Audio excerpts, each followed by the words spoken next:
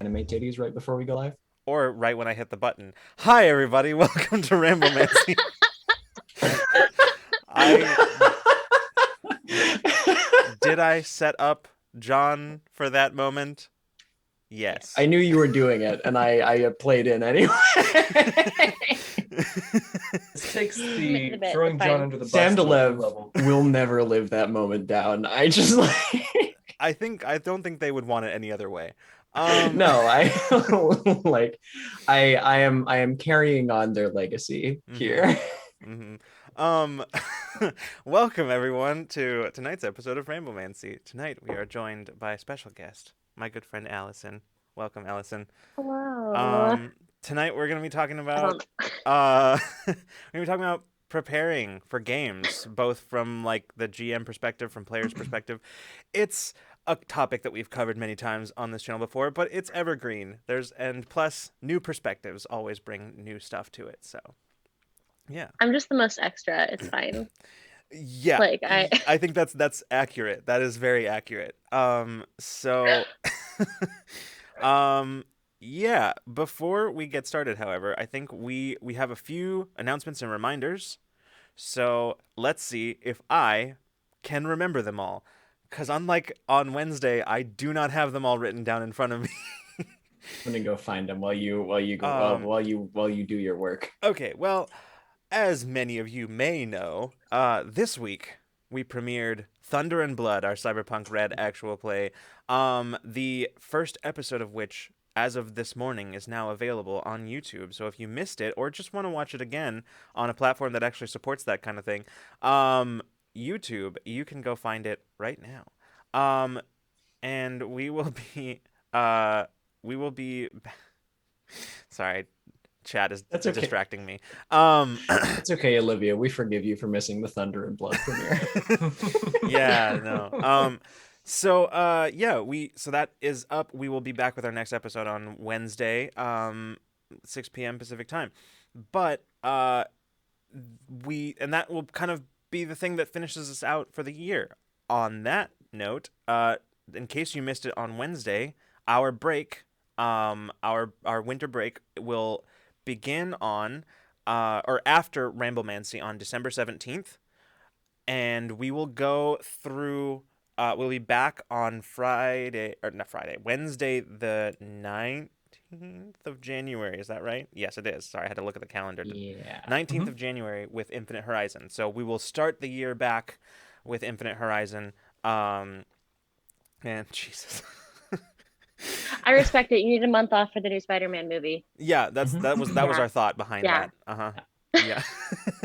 No, so we were a little bit longer than our winter break usually is, but we figured we would take that time cuz we need it.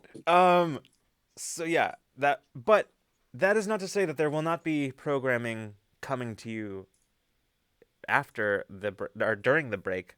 There will in fact be, as I announced on Wednesday, we will have a as yet untitled all goblins holiday themed one shot, um, and GM'd by the one and only Jake Kyle from Q Times. So yeah, we will have a cast announcement for that coming out very soon. But yeah, you can look forward to some goofy goblin shenanigans. On that, it will be premiering on our Twitch on Monday, December 20th. We're still trying to figure out the exact time. But the one thing about this is that it will be a pre-recorded thing, so there may be several of the cast in chat to watch it. So yeah, we will. Oh, good. Thank you, John, for enabling this. Okay, great. Matt started Wow, that was fast. Okay. Anyway, Amazing. so yeah, I think those are the big ones. Now, very pressing thing, very important. I mentioned Thunder and Blood, our Cyberpunk Red 3-shot, and the reason I'm bringing it back up right now is because there is currently in our merch store a limited run item. Let me see if I set this up correctly.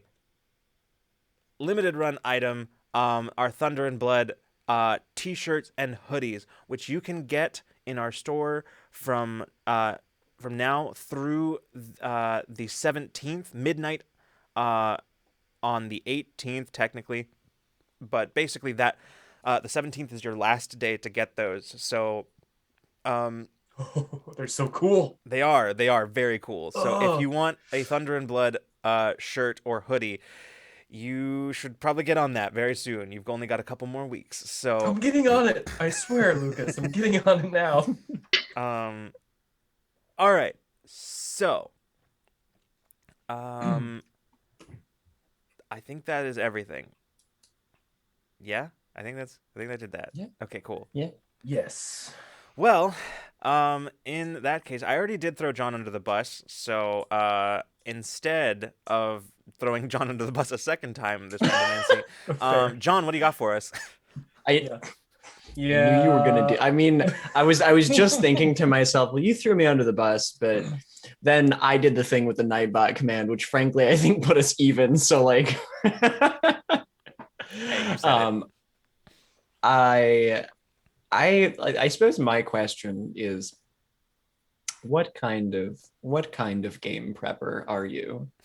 This could be from a GM perspective or a player perspective. I'm really just like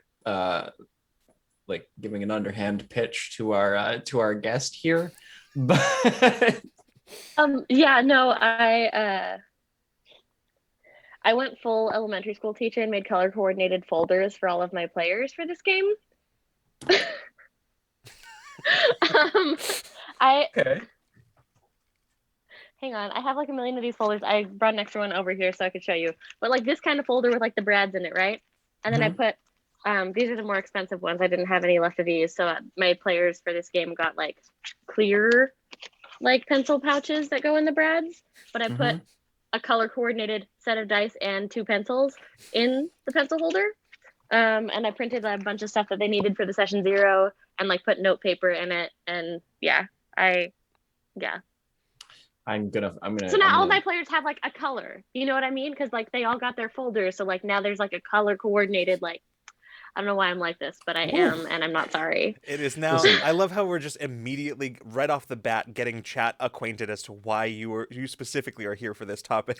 Because I showed you the folder.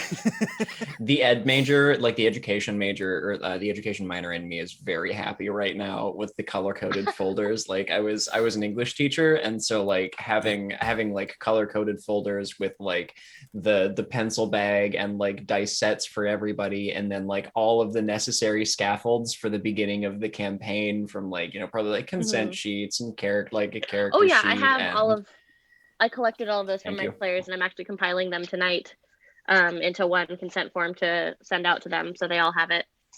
But yeah. Lots of stuff.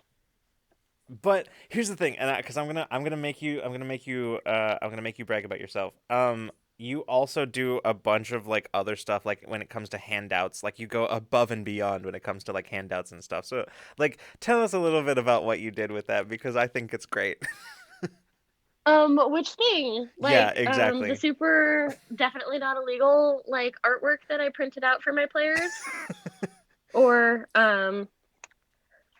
So here's the thing: I have every intention of actually purchasing the Beetle and Grimm's like Witchlight stuff. However, your girl is broke right now, so I printed out that like I found an image of the ticket and I printed it out front and back, and I have these ticket spoilers to my players if any of them are watching. But you will be getting these on Tuesday when we have our session 1.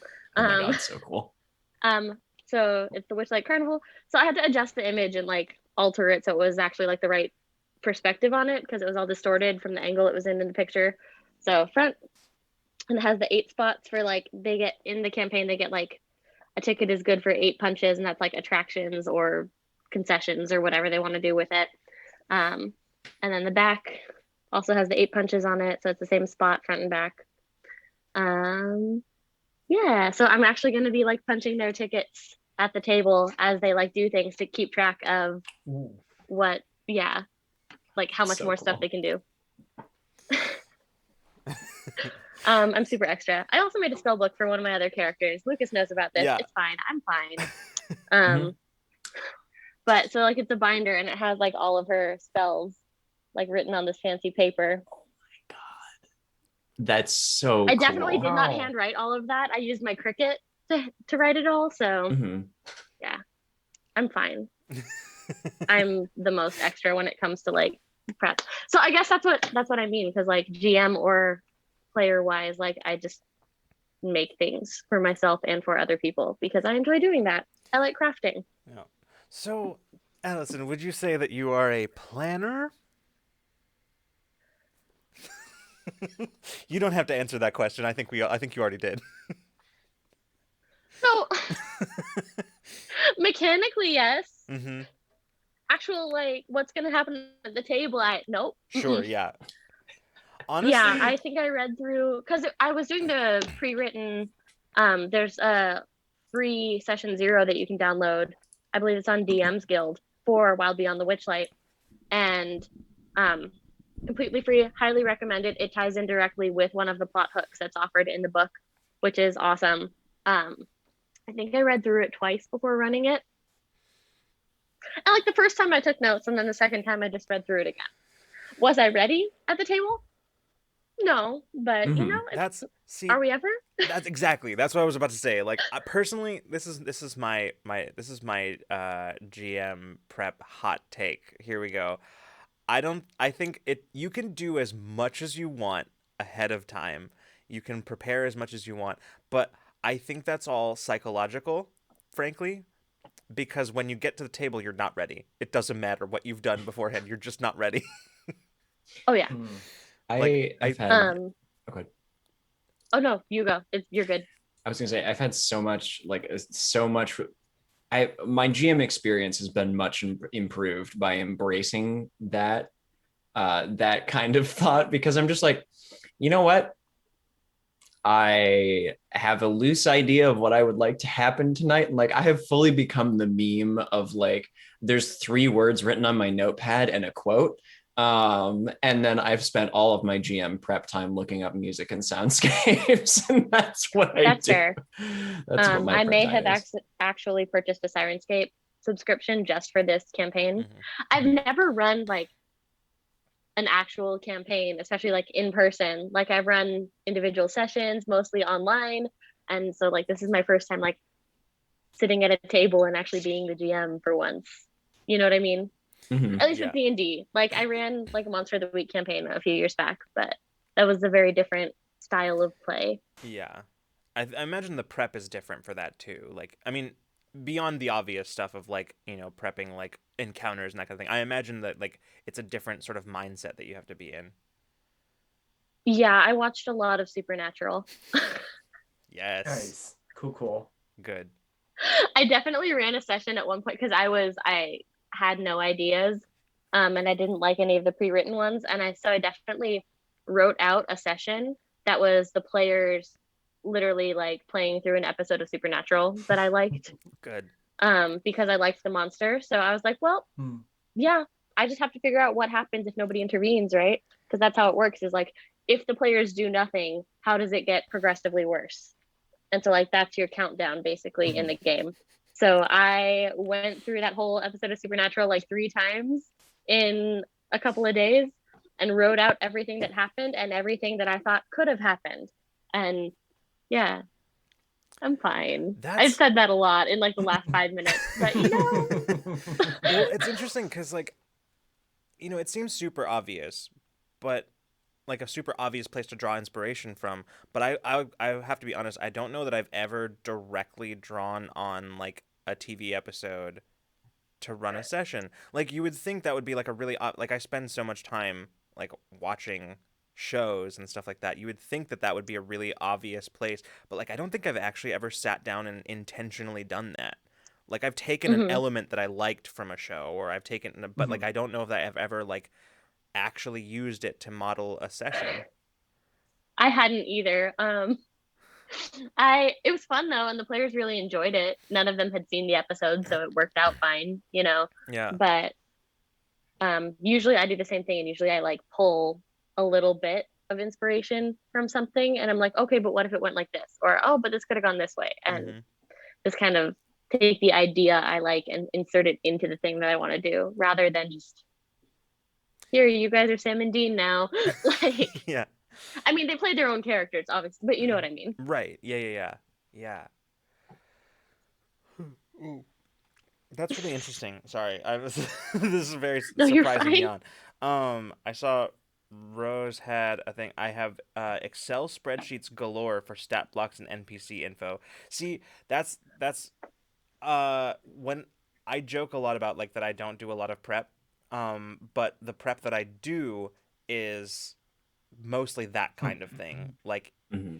it's the tabletop RPG equivalent of bullet points. Like Hmm. it's the stuff that I Yep. can just sort of quickly reference because the problem, the, here's my actual problem with like real like notes for myself is that I know that what'll happen is I will if I have to like actually like read notes that are more than just a simple like line or bullet point, then I will be reading the notes and I will be like and that will stop the like the flow of the game Mhm. just dead.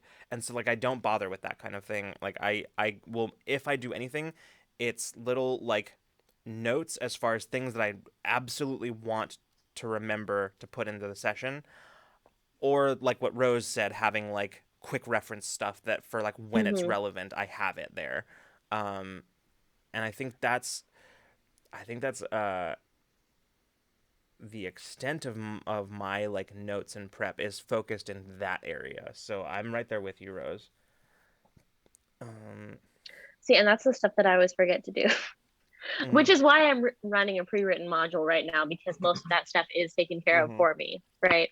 I'm a baby DM. I don't homebrew. What's that?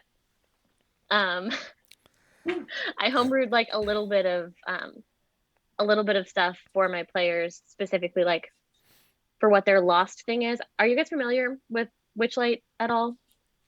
I am from what Like you have I'm explained to me, passing but it. yeah. Basically one of minor spoilers for Wild Beyond the Witchlight. Warning, in case anybody's planning on playing in the campaign or anything like that. Um, you've been warned.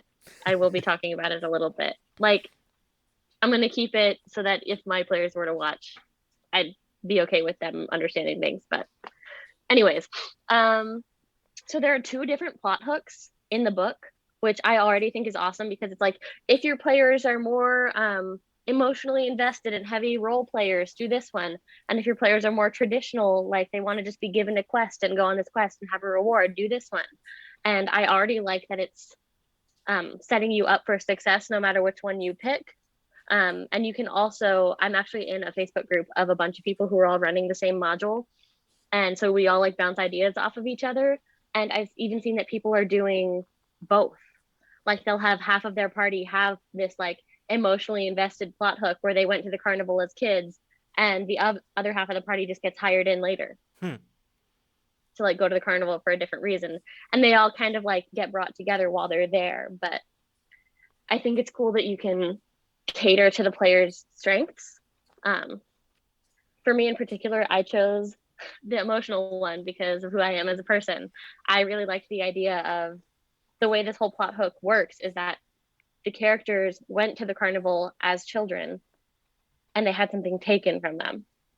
So it's not material things for the most part. It's like the ability to smile or your handwriting or 3 inches of height. Um, so they had things taken from them as kids, and then later on as adults when the carnival comes back into town, that's kind of what draws them to go again. Is i I lost something last time I went there, and like I kind of want to get it back, so I'm going to go investigate and see what I can figure out. And it gets them to like explore and talk to everybody, and eventually they end up going to um a Feywild like domain of delight in order to find the things that they lost. And it's, I don't know, it's exciting. So I homebrewed a little bit for that. I homebrewed a table of like things they could have lost, because don't mind my like random alphabet I made up so Oh, that my players nice. couldn't see whose name I was writing down next to things. But um Yet another That's so layer cool. added to the Oh, I don't own a DM screen, so so you've learned a I was code. taking notes in this code alphabet that I made up when I That's was like 13, Oh my god. Oh just my so God, that way my that's so players cool. couldn't read what I was writing.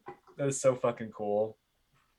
um, so half of them are ones from the book, and then half of them are ones that I made up. But all of them, Lucas, I showed you this table, right? Yeah. Yeah. In the book, it says that like until they get their lost thing back, they can't gain inspiration. And I didn't like that because I have new players who have never played before in my game, and I want to be able to like reward them for doing well and like encourage them to keep going. So rather than not letting them gain inspiration ever, I homebrewed like minor curses. So that way, based on what they lost, there would be like a penalty. So like if you lose your luck, you crit fail on a 1 or a 2. And so once they find their thing, that'll go away. But until then, they kind of are dealing with the repercussions of not having it. You know what I mean? So it's all custom to what they lost. Yeah. It's really cool. I like that a lot. Yeah. I when you showed me that table and I was like reading through it, I was like, this is why I love having these conversations with different people, because every single time like I have a conversation where I like hear about something that somebody does with their particular like idiosyncrasies and whatever in their games and whatever and their planning and that kind of stuff, I don't necessarily like think about it and go, oh, I want to do that, but it does often give me ideas that sort of spring off of that. And then like when you showed me that, it reminded me of like something that I started doing a while back to make and I think you have seen it in our D&D game, Allison, where I was doing this, where I tried to make in sort of a lower magic setting, making like the boring magic items like +1 weapons a little more interesting by giving them Yes. like additional Flavoring them. yeah, like additional effects that are largely flavor rather than mechanical. And I think that is interesting. But something else that I started doing was, in addition to that, giving like in-world lore to these items, so that like there it was the item itself.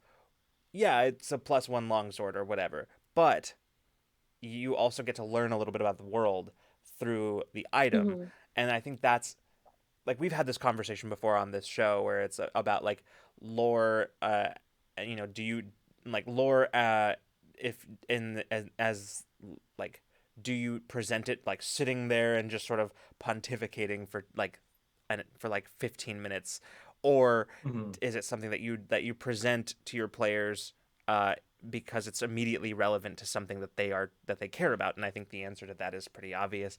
And it's a different way that I found to do that. But like your table reminded me of like how I was that particular thing, because I think it's a very like similar process coming up with like those things, because you're not only trying to sort of like homebrew your own like ideas and thoughts, but also trying to make sure that it fits within the context of like the game that you're running. And I think that like those are, I don't know, I just like that kind of stuff. I like thinking about that kind of thing. Mm-hmm. No, I do too. I think it's I specifically wanted these things to like help the players with the way they played their character as well, so that way like there's a mechanical effect as well when they're trying to do something and they don't do well at it. You know what I mean? It's not just role play. That way they like can actually like, I don't know, it's adding on to the role play of like, oh well, I lost my luck so I'm clumsy, but also like in battle that could be bad because I crit fail pretty easily. You know what I mean? Yeah. It makes it a reality for the players as they're playing the characters too. Mm-hmm. I don't know, at least that's my hope. We'll see as we go, but yeah, from like a design perspective, I really like that too, like attaching more relevant kind of consequences or like things to the characters, as compared to like what they lost in the Witchlight. Because one of the, and this is just because I'm thinking about this a little bit, but like the things that affect your character mechanically like kind of allow you to springboard off, I think, into role play, right? I think they teach you a little bit about how you play your character. So especially if like you're new, or this is a character you're just learning to play, if it's like, well, everybody universally cannot gain inspiration, that's, I suppose, something that they all share, but that manifests differently for each character, and they've all lost something unique, but it seems to manifest the same way, which doesn't feel right. So like the way that you said, like they've lost their Right. luck, so they crit fail easier.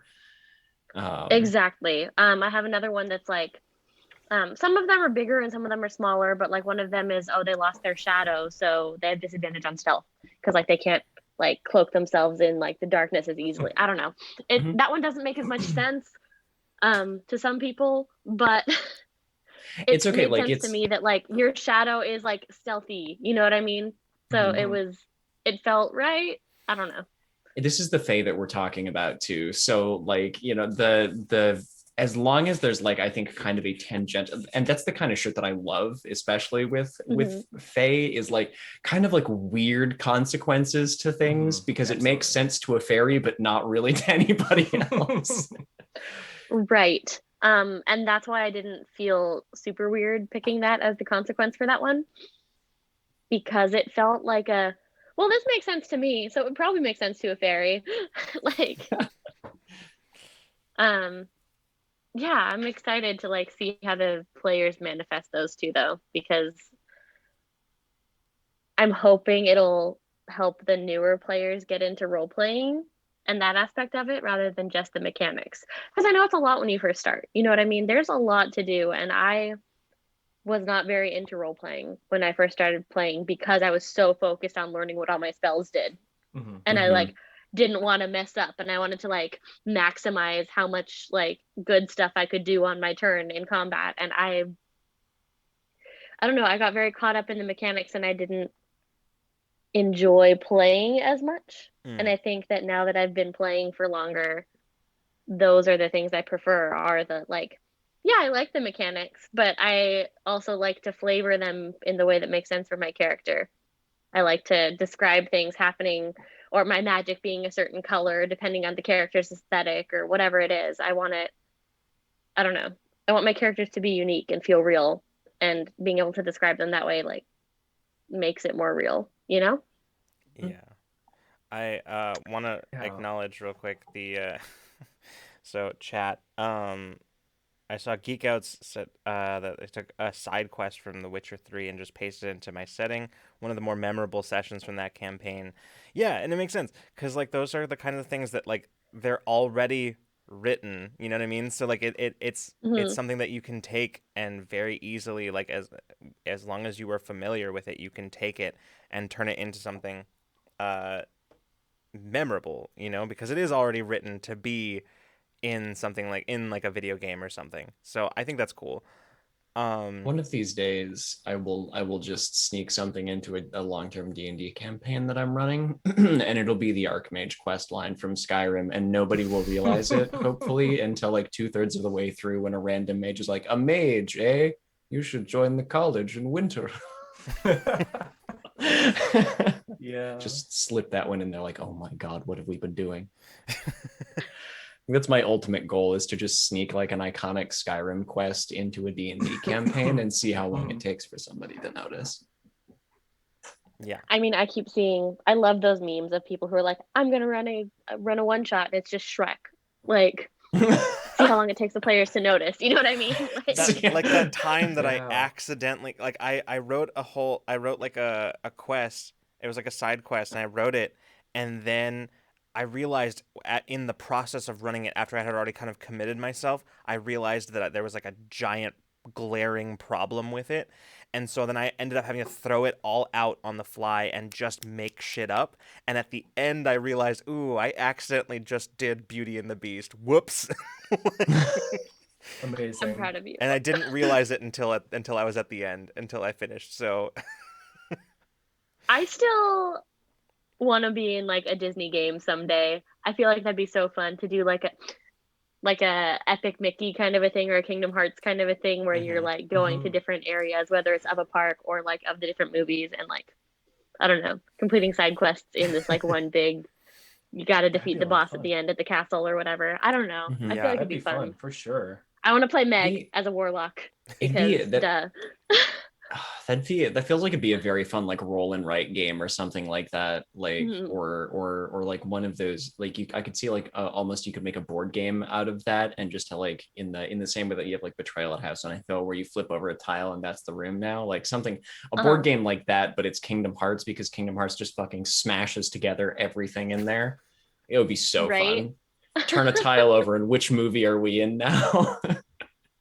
That'd be awesome. I know there is a Kingdom Hearts board game and I've heard good things about it, but I have not played it and I have to now. Huh. I Um, really want to play like I really want to play Mickey Mouse character right now and just have like an army of broomsticks to just like Yeah, direct exactly. in Just in Mickey different as yes. that directions. you So same brain because I immediately was like Swarm Mickey. Keeper? No. I don't So actually you play like know. a A broom? necromancer wizard or like a swarm druid, and then Mhm. you just flavor that all that you're a wizard, and they're all brew. I actually have Forge this Fire one Praise Dating. game that I've been meaning to play. It's a Powered by the Apocalypse game, but it's called Happiest Apocalypse on Earth. And it's literally like what if everything went wrong in a Disney park? Oh my Oh god. wow. And I I have never played it. I bought the PDF because spoiler, I work for Disney. Um and I thought it would be funny to like play it with a bunch of cast members. And then I had issues downloading the PDF. So I emailed the writer and I was like, "Hey, is there any way that I could like get the download or get the file sent to me? Because like here's my receipt. I paid for it. I just couldn't. I was trying to rent it for my friends at some point." And he thought it was great that I said that I was a cast member. So he mailed me a copy of the book and signed it for me and was like, "Thanks for Oh, sharing it with cast nice. members." Yeah. Oh, Um, so I That's still have to do that at some point, but it'll be super fun. It's like, what if all the animatronics came to life and tried to eat you? You know what I mean? Huh, horrifying. It'd be a fun one shot. I don't know. I definitely. also really want to run because I spend so much time in the parks. I really want to run a game that's zombie apocalypse, but in a Disney park. And like, Absolutely. where do you hide out? What do you fortify as your fortress? And like, there are so many people there. Like, what do you even? How do you do? I don't know. I think Yeah. about that way more than a normal person should, but I also spend a lot of time there. So What's the No, layout there? Like, would it be a food place? Would you like fortify a place with food, or like would you go to like the room that with all the fucking mirrors, if that's even a thing? And I don't know what I'm talking about. That's at oh this point, man, but I'm thinking like Tom Sawyer Island because you got a moat, you know? okay. Now, That's is it the fair. kind And of there's zombie literally a that fort like on it. is it the zombie that can like walk underwater for a long time and then I just guess that matters reappear? too. But Yeah. mm-hmm. I think about zombies way too much. That's why I'm asking. oh yeah, I also in my collection of games I've purchased and never ran, I have Outbreak Undead, which I could not find a book of. So I printed out. I have it right here because all of my RPG stuff is here. Wow. I printed out the PDF. I printed it out and put it in Amazing. page protectors because of who I am as a This person. I thought it was laminated, but that's cool too. That's even better actually. That almost puts the complete works of Shakespeare to shame. Indeed. I agree. I I It's the agree. second time today that I've talked about the Wow. complete works of Shakespeare, and I'm kind of ashamed about that actually.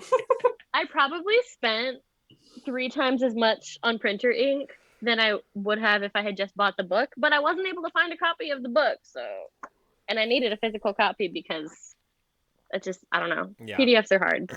they are. PDFs are hard for me too. PDFs are Like, better I now that I have agree. an iPad, but like PDFs are hard. Yeah, mhm.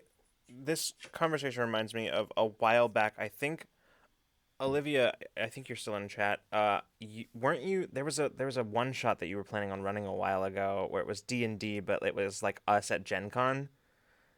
Am I remembering that right? And like it was like was it like zombies at Gen Con? I don't remember what it was, but like it was something that you were talking about for a while. I That yeah. would be so cool. That would Yeah. be a lot of fun. Hmm. I did actually run a Lasers and Feelings game one night for some folks that was literally just that was it was you were at Gen Con, but you don't have your badge, get onto the con floor. And like that was the whole game. Yeah. I mean, that was my session 0 last night. Was they didn't have tickets to the carnival, and they had to figure out like how to get in and how to win prizes to get their like owl bear back. There's like an owl bear cub. Yeah. Very cute. I love that. I love that plot so much. Little... It's a very well done session 0 because it really sets them up for success. Like, it went a little weird because like the thieves who were stealing the lost things. Sorry to like bring it back to that. I'm very excited because it was last night go for when it. I ran it. It went a little weird because like the thieves who are stealing things from them can like stun them, but then like once they come to, like what are they gonna do? One of the characters in my game saw one of the thieves running away from them, chased after the thief, and we had this really cool like they grabbed on to the little girl's wrist and the little girl grabbed onto them, and we had this cool like reverse Alice in Wonderland thing where like the little girl pulled the rabbit through the looking glass, and like now that character is like in the Feywild, and they're taking the Feyloft background because they literally got pulled through a mirror and they're stuck there now. So when we pick up session 1, they are going to be coming back from there rather than like coming to the carnival for the other reason. Yeah. Interesting. That's very cool. They're taking Fey Wanderer as their subclass. They're going Ranger. So I was like, this is perfect. I love this. Yeah. Oh my gosh. That's very cool. And the look on all the other players' faces too, as I described, like the little girl like grabbing onto them and like pulling them through the mirror, and they're falling, and the players are mortified and they're like, what is happening? But I talked to this player before I even did it, and I know he's down for weird shit. But I was also like, I double checked and I was like, how down are you for weird shit? And I would like scale of 1 to 5, and they circled 5 like on my notebook as we were playing. And I was like, got it. Good. We're gonna do this. I love those players who are just ready for anything. They are just ready to go. It's my favorite.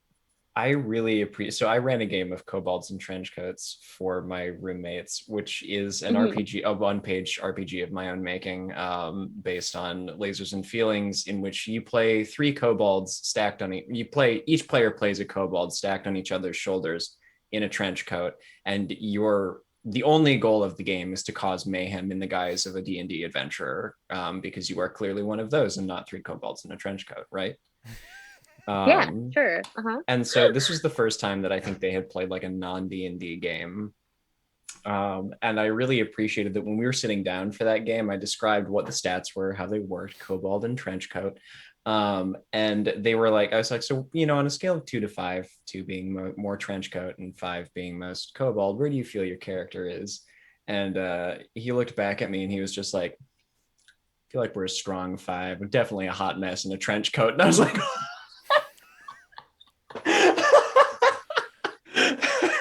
I love that. And that set me up so I was like, good, I know exactly what kind of game we're playing now. Yeah, it just changes the tone when you can just like, okay, this happened. Yeah. Okay, what are you gonna do now? You're in the Feywild for 8 years. Yeah. You said you were down for weird shit, so I don't know. It was a lot of fun to like. I don't know. I'm still very excited about it. I'm already planning my menu because they're coming to my place for session 1.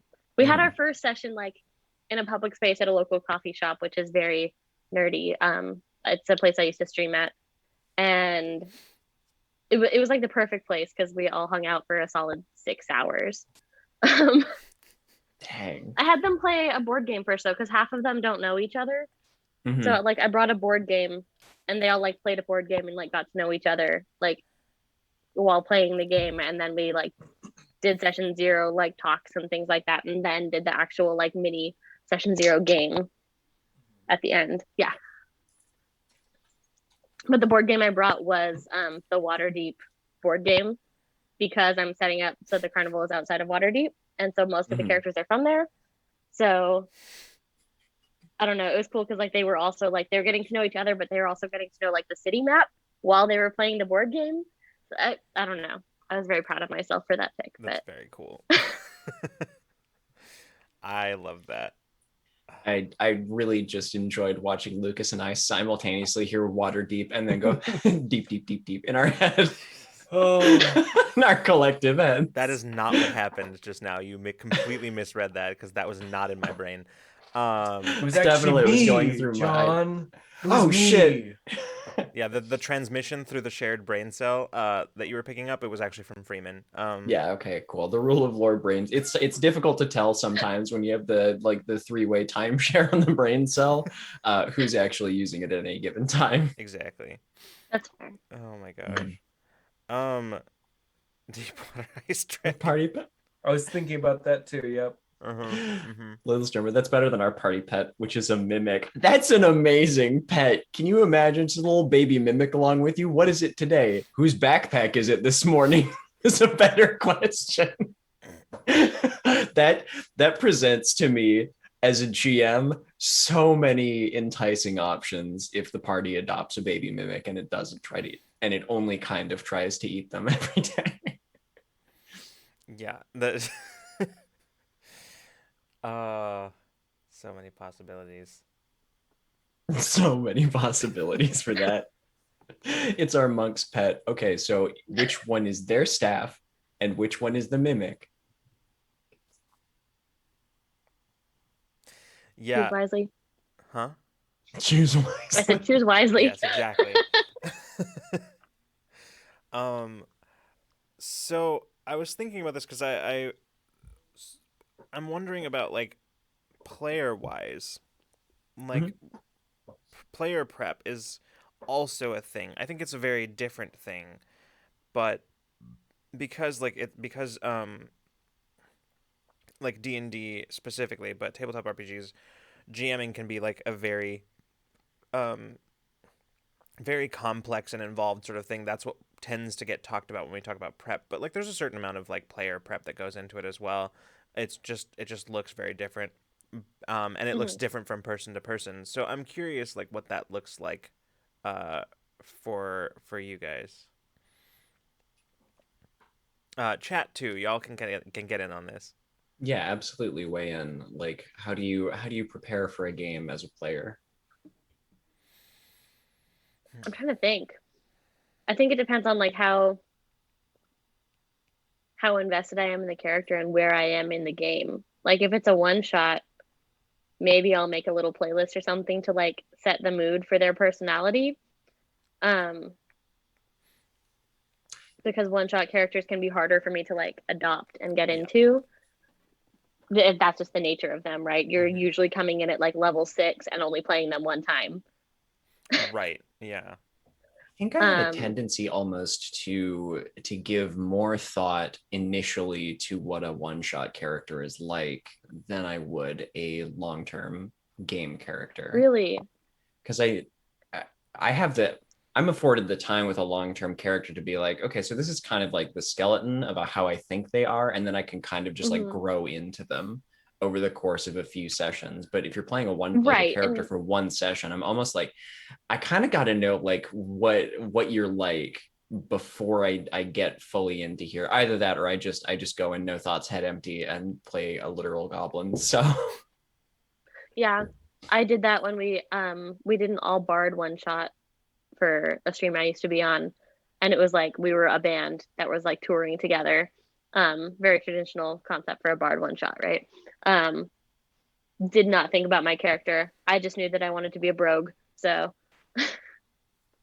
I was like the quiet bass player. You know what I mean? Yes. Good. that's incredible. No, Liv was the frat boy lead singer, so that tracks. That tracks. Yeah. No, that scans.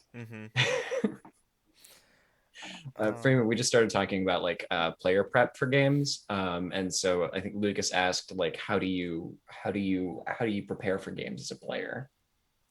What's your style? Yeah, it's changed over the years.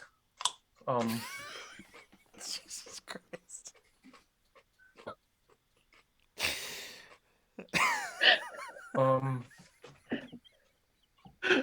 Has it bugs? Oh no. Sorry, I just got hungry. I won't do that the whole time though, because it's really distracting, even for me. That was incredible. Just the little crunch for thought, like. Did it translate? I wasn't sure if it like ASMR carrot came through. Yeah, no, it was very good. Like it had like almost the same energy as like, yeah, what's up, doc? Like, Oh my gosh. Perfect. Unintentional, I swear. Lucas, we have the ASMR tag, right? I'm not entirely sure that we have any of the right tags because that's not how the stream deck works. So I'm pretty sure there's still like the tags from Thunder and Blood. So You know what? I think they are. We're too deep now. I mean, We are some of them apply. I think probably. most of them. We are in too deep. So depending on the character, there will be different things I do. I think one of the things I've done recently is, I mean, we've all done it, is draw inspiration from someone else's art. So I definitely like watch characters from shows that I can relate to in the character that I'm playing and use that as like a bit of a extra layer to the character onion, if you will. Mm-hmm. Not carrot. But I will also listen to music. Music is a very big inspiration for character development and preparing for the character, I think. And also going on walks and just talking like my character would talk when no one else is around is a big one that I do often. It's just like have whole conversations by myself, which really works really well for the character I'm playing currently, I think, because they do talk to themselves a lot. Yeah. And that's not apparent yet, but I think it will be later on once I actually have a moment to like role play that a little bit. It'll be a lot of fun. Either like talking to myself or like recording something that my character is like observing for like future things and is making a note of it in a recording so they can listen to it again. So I do things like that. Not really like fully like the method acting style, but kind of close, I guess, if you think about It's a it, little for bit like the method acting for RPGs. right. It's a little bit like just living in your character's skin for a little while just to get an idea of the shape of them. Mhm. Absolutely. Mhm. Yeah. It's a little bit maddening depending on your character, but it's fun too, I think. Yeah. So No, I've definitely done that like in the car when I'm by myself too. Like I'll talk as my character. And you know, like those memes that are, I made up a scenario in my head and I hurt my own feelings. That's me most of the time when I'm trying to get into character. Um, Situations that are never going to happen in a game, but I will make myself cry as my character somehow just talking to myself. It's fine. Yeah, no, 100%. I vibe with that. Like driving from one place to another, listening to something, and I'll just make myself very sad as a character and be like, yes, okay, this is who they are. Yeah. I have playlists for most of my characters too. And like some of the songs don't even fully apply, but like the vibe is right. You know what I mean? Mhm. And some of them lyrically are just devastating and hit a little too close to home. Lucas, I'm going to try to find my Talia playlist now just for an example. Yeah. Okay. That sounds good. It's fine.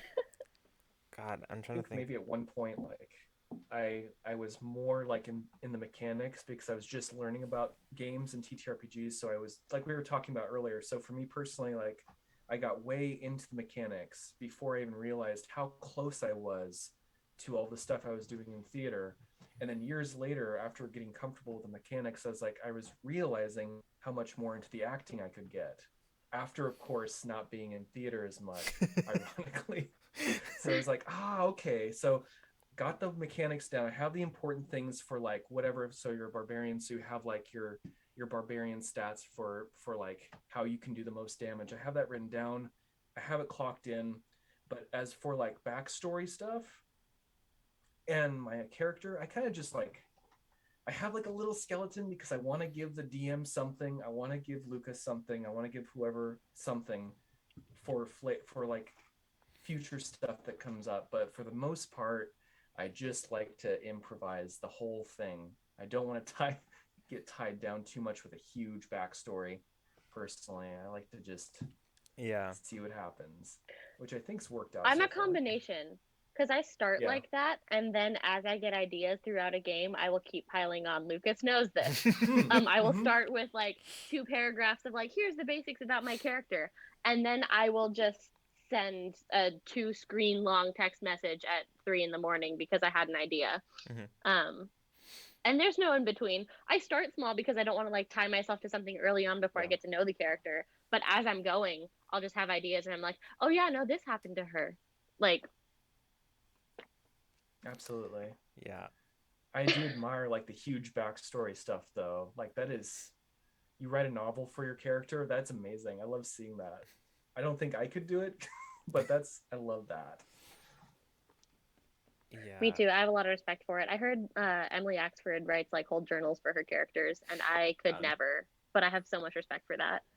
That's really cool. I remember like the closest I ever got to that was writing little stories and snippets and like when I was playing a bard, I would write little stories and snippets to tell in downtime or like allude to. And I had fun doing that. And then like this is the same character that I wrote out all of his spells and incantations as as like things I could read out in combat. I love that. So like I basically just had like a notebook that was just full of all of the cool shit that I had ever thought as Aiden. That's awesome though. I am not sure because like I think I don't play enough to have like a particular method for like preparing, but my preparation as a player I think is very similar to my preparation as a GM, which is sort of the scattershot approach where I have no methodology. I just kind of do things that feel right. Um, but the downside to that as a player for me is that sometimes nothing feels right and I don't have any ideas. So that's the downside to that particular approach. So I'm not sure that I could say that I have a particular methodology as to how I prepare as a player. So I tend to lean a little more heavily on the mechanics side of prep when it comes as a player, just knowing the kinds of things my character can do. And then I tend to draw little like narrative things from the like mechanical stuff. Because I've got nothing else to go with at that point, unless I have like an actual like concept that I want for my character, and then it goes the other way. Then I go concept to mechanics. But yeah, I don't know, and I don't know that one has ever been more effective than the other for me. So yeah. Yeah. I feel like I usually start with a very, very broad, like I'll ask what kind of game we're playing. And then from there, I'll generate just a very broad concept. Like we'll use my cyberpunk, like hover bike racer / mechanic as an example. And I was told when we were going into the game that was originally like a short shot that turned into a campaign, they're like, oh, it's a heist thing. And I was like, okay, cool. We need a getaway driver. I'll play the getaway driver. What better than like a street racer, like a hover bike street racer, like for a getaway driver. And then I kind of just was like, okay, now let's narrow down from there. So like I started literally with just the words getaway driver, and then I started building things out from like what I got. That like, so Cypher was like, you get a vehicle as part of this foci or focus or whatever. I'm like, oh, okay, cool. Then what am I gonna get? Hover bike. And like the character kind of just like slowly grew out of the little mechanical choices that I made about her. I get that. I start with like a 1 or 2 sentence like, this is who she is. It might be just a few words, it might be a couple of sentences, but like I usually start with a broad like, this is what my character is going to be, and then I build from there. as I figure out like, okay, well, why are they like that? So I feel you. I get that. I have a whole like note in my phone of just broad character concepts that I want to try at some point. Um, that are kind of waiting to be fleshed out when the right like game comes along. You know what I mean? Because I don't want to flesh Mhm. them out and then not have them fit into a world. So Mhm. I just kind of leave them as those broad Yeah. concepts in my like collection of possible characters. And then when the right game comes along, that's the right match for one of them. That's when I flesh them out and figure out, okay, well, why are they like this? Why is this their thing? But Yeah. Well, like and then Rose sometimes I said, build them and then hate it. yeah, sometimes it happens. Mm-hmm. Um, Riz said I also can never get much backstory written until after we've started playing and I'm getting a feel for the character. And I kind of feel that like I can't get much beyond like unless I'm very inspired. I can't get much beyond just like a few details about them until I've played them a little bit, and then I'm like, okay, now I feel like I know who you are. Also, hi, Orange. Orange, hello. Hello. Stormer Um, said the only thing I gave my DM was the details of my character's race and college, both homebrew, and then the last 10 years of my character's life because she lost her memories from before that. yeah. It's the old TTRPG character amnesia defense. Oh my God, that's like that just reminds me of one of my players. Freeman knows this, but one of my players in our home game. I introduced him to D&D, and when he came in, he didn't really know. He was coming into an existing campaign, and so he didn't really know what to do. And so, like backstory wise, so he gave me what he thought was a blank slate character. He's like, "Yes, he's a character. He comes from like a clan of like druids, not the class, but like culturally druidic. Mhm. Um, and but they all died, and they were killed by I don't know a demon or something. And he was like, "Okay, let's go." And he thought he was giving me a blank slate, but he was very very wrong about that. And that's what that reminded me of. He just like that was all he gave me for like backstory. He's like, "Oh, and also because of that, he was raised by a dragon." And I was like, I see. And then I present, and then I proceeded to do this whole arc where I made him think that the dragon who raised him was actually the one who killed all of his people. Uh, and then as it turns out, it wasn't the dragon. But by the time he figured that out, he had already put plans into effect to kill that dragon, and it was just a horrible time all around. And it was very fun. And so Lucas's GM prep style is finding the best way to twist them. it was then. I think now it's different. See, it's a Mhm. while back. I saw a great meme. It was like the Galaxy Brain meme, where it was Mhm. like I will find the way a way to torture my players, and then the next one was like I will use this game to explore complex emotions other than beyond grief. And then there was one that was like, if I trust my players, they will torture themselves. And I'd like to point out that you told me about this meme specifically to call me out. hmm Um, Yep. so um, I found my note of concepts too, and I found the one that turned into Talia. good. Yeah. That's cute. I Rose should says, check it off. Lucas, that's evil. I love it. In fairness, I at no point ever actually see. I didn't do it on purpose. Is the thing. I didn't do it on purpose. There was a point where there was like they met the big bad evil guy at that point, who was in fact the person who had like killed all of his people, except like this person was masked, and he was already like questioning like, is was my mentor actually evil? Was he manipulating? He was already questioning that. And so then when he met this character, he just assumed that it was his mentor and was saying stuff. And I realized that the things that I was saying in character as the BBEG, I realized he was interpreting it like he was interpreting it differently than I meant it. So then I just kind of leaned into it, and Mhm.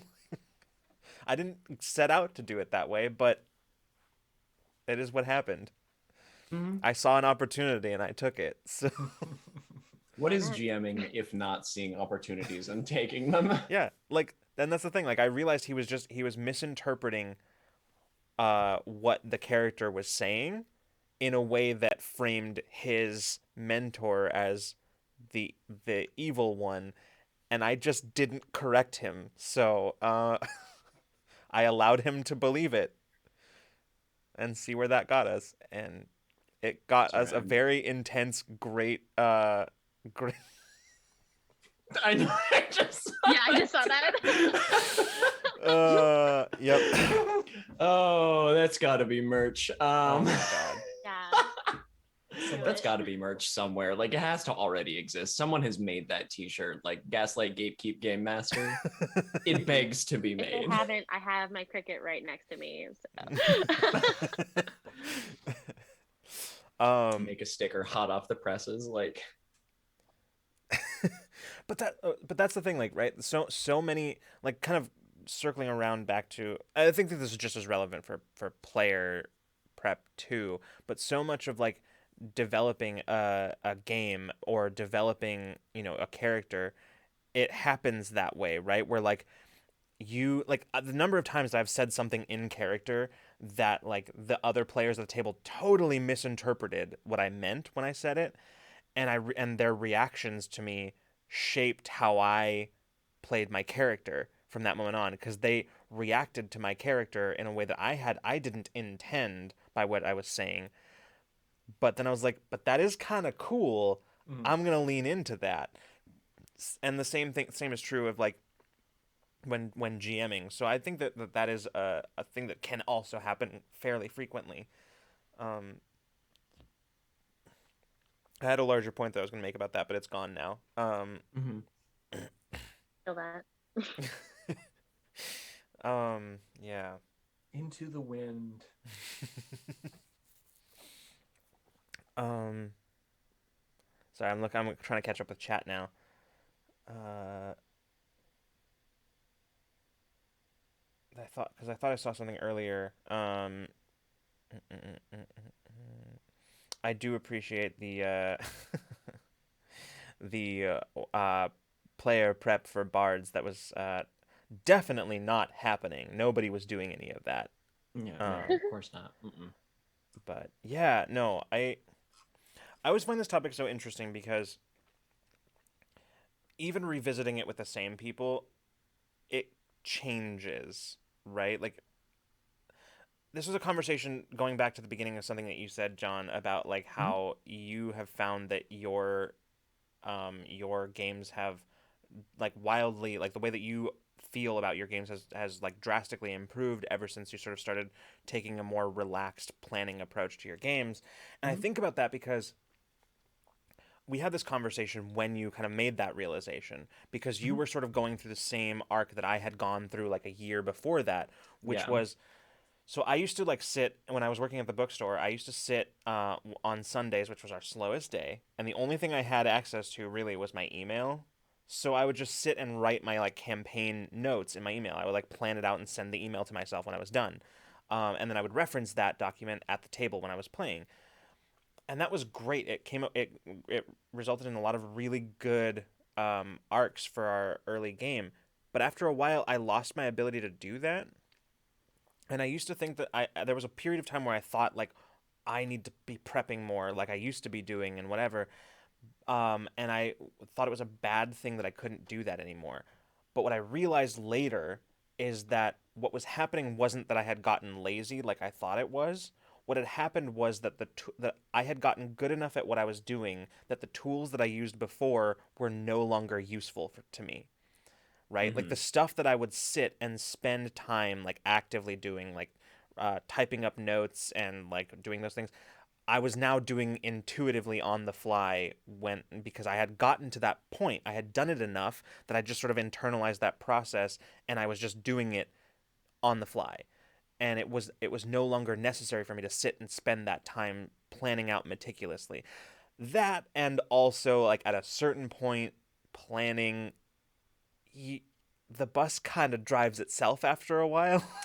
Yeah, like if you've been running a long-term campaign for like several levels of D&D or for several weeks or a couple of months, odds are like you'll go through periods where you have to do a little bit more planning here and there, but like after you kind of overcome the initial like inertia of starting the game and like building out a lot of it, then like it does start to drive itself. Yeah. Well, exactly. Like you do enough setup early on. Like if you run your games the way I do, where I don't plan the adventure. I plan like a whole campaign plan in the loosest sense. I plan a whole campaign and then I spend the whole campaign just dripping little bits of stuff, and after a while you've done enough setup that the bus literally just sort of drives itself. Not the same bus that John gets thrown under every time, but like a different It's a bus. different bus. Yeah. um Oh, it's not the same. not the same We bus, a here at different Rule of bus. War has Oh. have many buses and a train. I didn't get the memo. Shit. Yeah, Yeah, so I think it was only me and Bree that were hit by the train. So yeah. That is one hell of a callback. It really is like That was Damn. yeah, but no, like that kind of thing. It's like if you do enough setup at a certain point, you kind of just get to coast on your own setup. Mhm. Or if you have players who will like make their own goals, sometimes the only prep that you have to do is just sort of like yes and them, and that's Yeah. um yeah. Yeah, no, I remember distinctly having that realization with you when we were talking, which was just like I strive to be a much more reactive GM these days. In that, like, I just want to know enough about everything else that's going on and some NPCs that I can like kind of improvise that well. And then from there, like, throw what you got at me, and I'll make something up. Hmm. um, Usually it will get us where we're going. If I had some ideas about what the current arc looks like or kind of where things are going, but I like the flexibility that that approach offers too, because like I used to do the same thing when I was substitute teaching. I would have most of the time prep periods in the teacher's day, and so if I didn't get flexed to another teacher's room and wind up teaching for 8 periods straight with a bunch of children I didn't know, wow, saying that in retrospect is wild. So if that didn't happen and I did have a prep period or two throughout the day, thank you. We're really running up the teacher count tonight. Then I would spend a lot of time, on those prep periods writing out my D&D notes. Mhm. And so like when I was earlier on and I had that kind of time, it was very helpful for me. Like I could kind of like write out all of the like little things that I wanted to seed in there, and like page after page after page of like notes and description and like music cues, and in some ways that was kind of helpful. But then after a while, it ceases to be. I found like it just diminishing returns after a while, because I would go back and start doing that again like a couple of years later, and I was just like, why does this feel just like pulling teeth to Hmm. me? And Yeah. it ceased to be helpful, because like the sessions that I forced myself to do that for, because I was like, oh well, whatever, I'll do it again, and surely it will work this time. It felt like the sessions from my side felt like I was being very like pushy as the GM, and I didn't like it.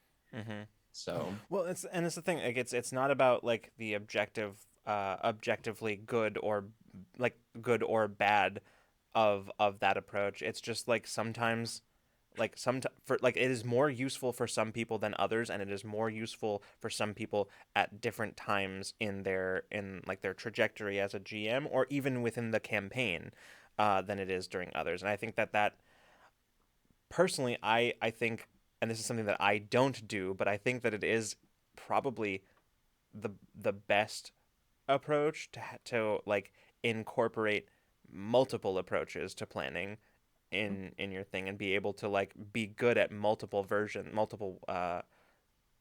ways of prepping, uh and being able to apply them judiciously, like a set of tools, right? Like knowing which tool is good for which job. That's not something that I do. I tend to apply the same tool to every job, and that tool looks a lot like me doing nothing. But So I have one inking brush that I use in Clip Studio Paint, and mhm. that's the one. Which I could use other ones, but why? Uh, And now I feel like I've been taking a lot of that combination approach though, for this game in particular because the nature of this game is very open world. Um, and I appreciate the way the book is written. It'll give you like tables that are like random encounters. So like I can literally just roll on a table as they're traveling through the Feywild and like run one of these little mini encounters that'll take up like a quarter to half of a session maybe. Um, just to add flavor and add things that they're experiencing as they're traveling through. But I don't have to do it so much in like a I'm gonna do this encounter and then this and then do this and then they're gonna get here. It's very much like wherever they're going, I'll just like run one of those encounters. You know what I mean? So Yeah. my notes as I'm preparing are more about like how to play specific like carnival games and like what the mechanics are for them, Cool. things like That's the that. fun stuff. And like I don't know, just basic like these are the timed events at the carnival. So like the first hour, these things are gonna happen. So if the players are in this area, then cool. If not, they're gonna miss that forever. Um, but other than that, it's more just about where they want to go because the nature of, especially chapter 1, is just the carnival and it's them exploring the carnival. I have the map right here. And there's a lot to explore. Whoa. I cannot plan for this. I cannot plan for this. Yeah. Oh, yeah. Where are they going? Okay, let's figure that out. So I think this is helping me learn to improv a little bit more too for that reason. I can't tell them they're going to the merry-go-round. They're going to choose to go there at some point, but I don't know when. So Right. it's more just about, okay, what are all of the sections of what are all of the attractions going to do? What do they look like?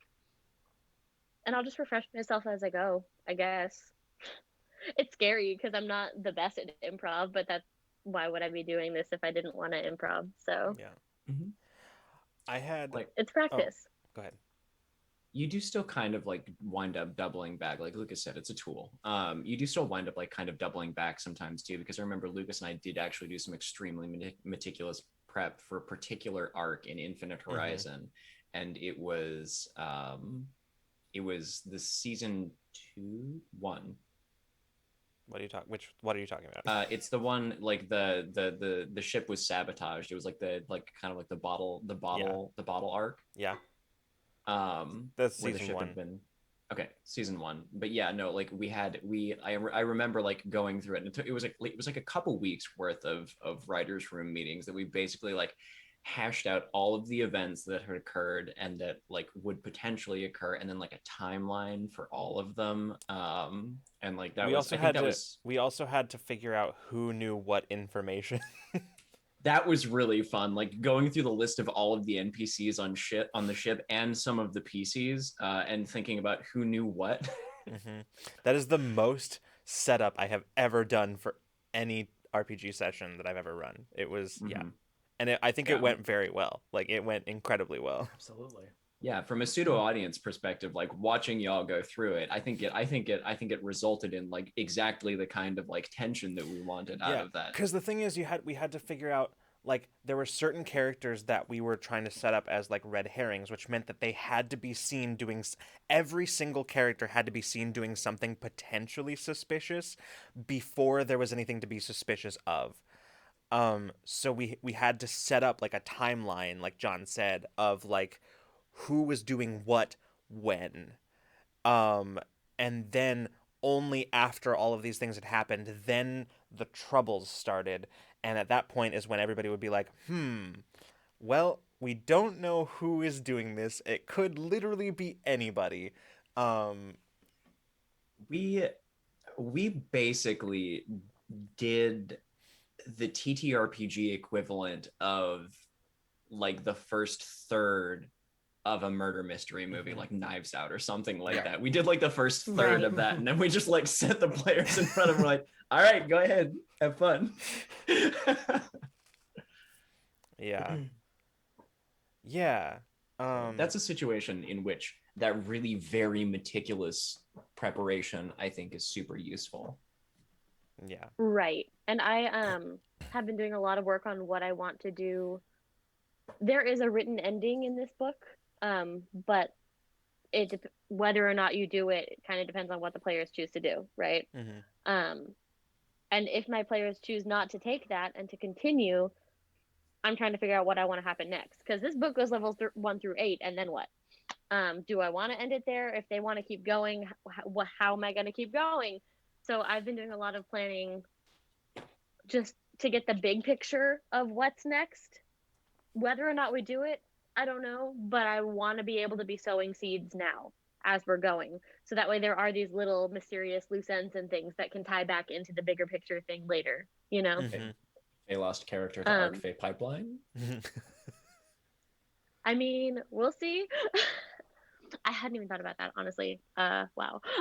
You're welcome. No, I'm thinking a lot about. I hope none of my players are watching. If they are, this is just a thought, not a solidified thing yet. But the Witchlight Carnival has a strong relationship with another carnival that's in another book that's been published. And I'm thinking a lot about the history between them and what can come of that. So, yeah. Cool. But I'm trying to figure out like why that would be necessary and how you would bring it together. And so I'm figuring out like, I don't know, how I want to allude to that and get them interested in that starting now at level 1. Mm-hmm. Yeah. So. And I have a lot of thoughts on that, but I don't want to share them now. Fair enough. Yeah. Just in case. I had a different thought that was semi-related to this, because do you have like this is always a fun question to ask, because I know that the answer can change literally from day to day or week to week, but do you have a for any of you and chat as well, a campaign, like an ideal campaign that you would want to either run or be in, that sort of is there in kind of in your head? Like, and that doesn't have to be, it doesn't have to be like specifically like, oh, I want to be in a like D&D game where in set in hell, right? Like I'm also mean like even just like elements or like type, flavor, feel of a campaign, that kind of thing. There's 2 for me. I am obsessed with Gideon the Ninth, and I would love to be in a D&D, like not necessarily I would love to be in an RPG campaign that had the very like, that was basically like a magical, like science fantasy murder mystery. Like I think that would be super fun with the same vibes as that like Gideon has with like the like weird space necromancy, and this giant like old house that they're in, that locked tomb TTRPG. Yes, please. And the other is wildly on the other end of the spectrum from that, which is that I really just want to play in a TTRPG campaign where everybody like is going to magical school, like some kind of magical school or something like that, and it's just a dating sim. Alice.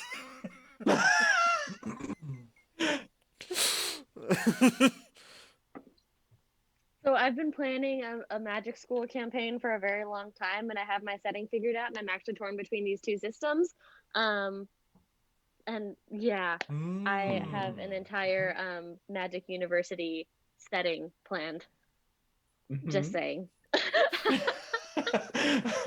If only you knew someone who designed TTRPGs, John. I am a big fan of the Magicians. So it's not only influenced by Harry Potter, but it's heavily inspired by like Break Bill's University as well. Yeah. I have a Pinterest board. Good. Excellent. I'll send you a link later. Yeah, excellent. I'm very excited. But yeah, I was literally going to say that's one of my like dream campaigns, is someday I am going to run a game set in this setting. My issue with that one specifically is plot. Because as much as I love Harry Potter and as much as I love the Magicians, I don't want to steal plot points from them. I want it to be something new and different. And And I loved Misfits and Magic for that reason, because it like touched on like all of the tropes in Harry Potter and the things that were bad, and like called it out for those. Um, so I have like broad concepts that I want to use in that game that are in a similar boat, but not as like comedic, I guess. It's more of a, I don't know. I have a spreadsheet of 50 NPCs. So when you say dating sim, I'm like, oh yes, I have the entire freshman class planned out already, so don't worry. Um, but yeah, that's definitely something that's on my radar as well, and I cannot wait to get my hands on Strixhaven as well for that reason. Because even more inspiration and ideas, and I just kind of want to mishmash everything into the perfect like wizard school experience. Yeah, Yeah. that That's and so my good. zombies in Disneyland idea. That's my other campaign I really want to run. But Absolutely. Yeah. I'm so into both of those. I think for me, the one that I most have sort of is I tend historically I have tended to do like the long like the single arc like large overarching kind of like continuous game. I'm really what I really want to do. I found myself really interested and invested in lately. A game that first of all is a lot more street level than like not that that's a high bar considering the games that I run, but something that's a lot more street level, something that's a little less like high, like huge high stakes. Like it's high stakes, but that's relative high stakes, right? Like it's high stakes relative to the characters who are street level hero characters, right? But then I want to run a game that's episodic in terms of plot, but in terms of the character development that's where like the long continuous arc is, right? Sort of like Firefly is a good example of that structure of right where every episode is its own self-contained story, but the characters right, and their growth remains persistent throughout. And that's kind of like yeah, where like they're doing different things, like different adventures, and now bringing it back to the like context of TTRPGs, different adventures, but like the characters themselves are like it's not just like isolated self-contained adventures that could be anywhere in time. It's all unified under like a single timeline, but that timeline isn't necessarily also fitted with a big overarching epic story. And that's what I am really interested in doing, something kind of like that. I think that's one of the reasons I want to play Blades in the Dark so badly, because it has that vibe and because it has the potential for that, because all of the like different missions and things you can go on can have that episodic nature. Um, I don't know. It's one of the systems that I've always wanted to try, and I've never gotten to actually play. And someday I will play it. Um, but it's the same concept. That's Yeah, why. yeah. Freeman? I just had a fun thought. Mm-hmm. It would be really fun to play in a game that was set in like the Ghibli universe, and you had so bear with me. So it's Spirited Away, and you're in the bathhouse, and you have to do these quests in the bathhouse for the patron, and you have to get these jobs done inside of the bathhouse and outside of the bathhouse. You have to travel there, and you have all these like you have the spirit currency, you have No Face traveling around, and you make friends with No Face, and then they like gobble things, and you have to like contain the situation. Oh, I That would just be saw John go to so many places. that would be so interesting because you could have the no face thing as like a timer mechanic, right? Like a countdown mechanic almost, right? Where you have like the escalating stakes based on that, which would be very interesting. Yeah, I feel I'm like I just just trying to listened to think you of describe yeah, like Animal Crossing meets Kingdom Hearts, but Ghibli. yeah, could be. I've been always trying to figure out how you can make Ghibli into a tabletop role playing game, and I want it to happen somehow. That'd be Uh, awesome. it would be. There would be so much nostalgia attached to that. And I think that's one of my problems with planning games is I have so many ideas that are just those broad concepts. Like, I want to run this game, Yeah. but I don't have the plot to like fulfill it as a whole campaign. Right. And so someday I want to just like get a group of people and do like we just play all of the games that we want to play, and we'd like take turns running one shots for each other. And like just ADHD, I do not have the attention span to plan an entire campaign in this universe, but we're gonna play in this setting. God damn it! Like, Oh, I have a third one. Mm-hmm. I have a third one. yeah. Regency era vampires. All right. I like the system that I have in mind is thirsty sword lesbians. Ooh, okay. Mm-hmm. That's it. Those are the 3 bullet points that I have in my head right now. I really want to do I want to run that game at some point. I really like the idea of a bunch of vampire, like just ranging from 50 years old to 1,000 years old. Every so often they get together for big Regency era parties and just being absolutely snitty to each other. I love that. I saw looking at chat. Rose says, "I want to play Oops All Robots again. The entire party was robots named after presidents, or another edition of Oops All Snipers." That's very cool. Nice. Geekouts, by the way, Freeman says that Flying Circus is a World War One flying ace TTRPG that is super gay and set in a Ghibli-like world. So, Oh, um, Also Ooh. gonna say, that's cool.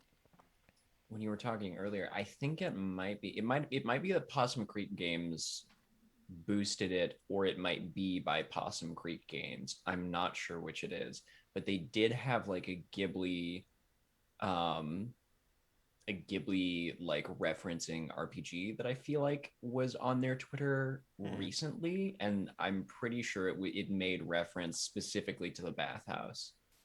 So hmm. I'm gonna go look that up later and Hmm. see if this is a real thing or something that I just hallucinated. um, Um, okay. Well, I think that's a fair note to end on because we are at the end of time. We have Fair. reached the end of time. Um, Nico, you have Nico. excellent timing.